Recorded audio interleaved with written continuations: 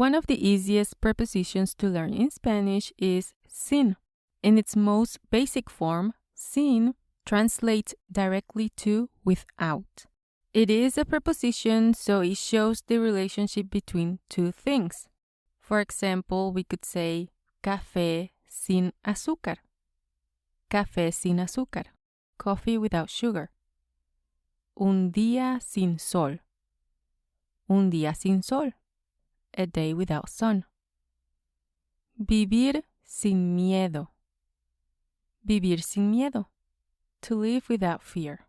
In English, when we use without before a verb, we usually add ing at the end. For example, without eating. In Spanish, the rule is much simpler. We just use the preposition sin plus an infinitive verb. So to say without talking, it would be sin hablar. The infinitive verbs in Spanish end in AR, ER, or IR. Without eating, sin comer. Without knowing, sin saber. Let's look at this complete sentence. Él salió sin decir nada. Él salió sin decir nada. He left without saying anything. So just remember that we don't use the gerund in Spanish. Now, when you want to say without me or without you, Spanish uses specific prepositional pronouns. Most of them look like regular subject pronouns, except for me and you forms. To say without me, it is sin mí. Sin mí.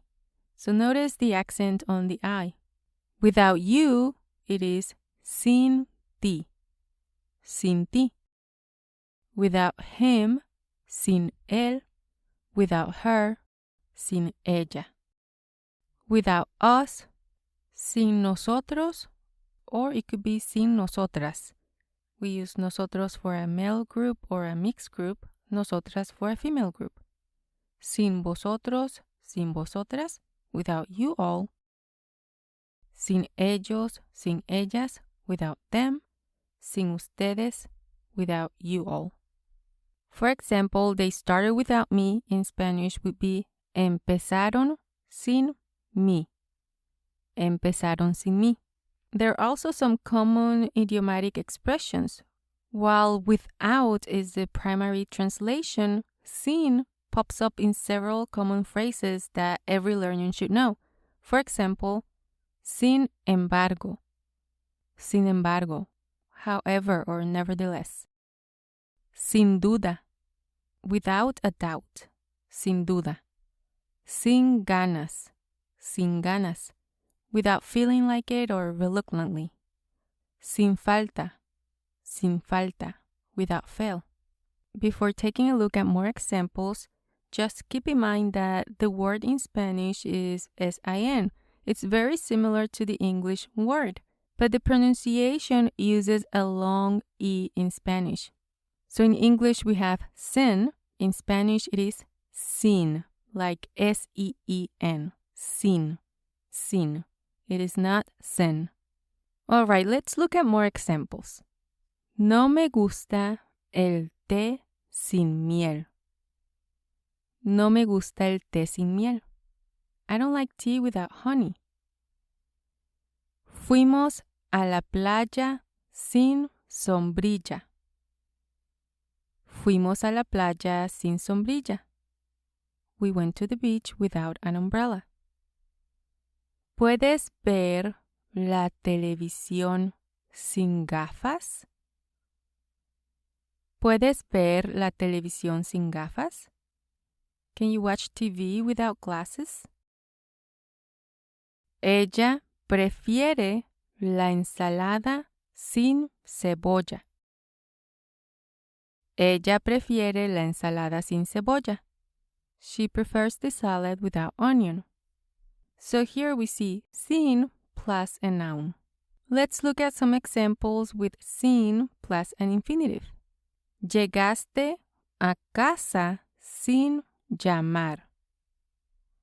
Llegaste a casa sin llamar. You arrived home without calling. No puedes entrar sin pagar. No puedes entrar sin pagar. You cannot enter without paying. Ellos pasaron el examen sin estudiar mucho. Ellos pasaron el examen sin estudiar mucho. They passed the exam without studying much. Cocinamos la cena sin usar sal. Cocinamos la cena sin usar sal.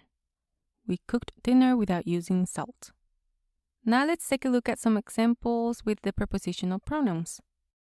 La fiesta no es divertida sin ti. La fiesta no es divertida sin ti. The party isn't fun without you. No quiero ir al cine sin ellos. No quiero ir al cine sin ellos. I don't want to go to the cinema without them.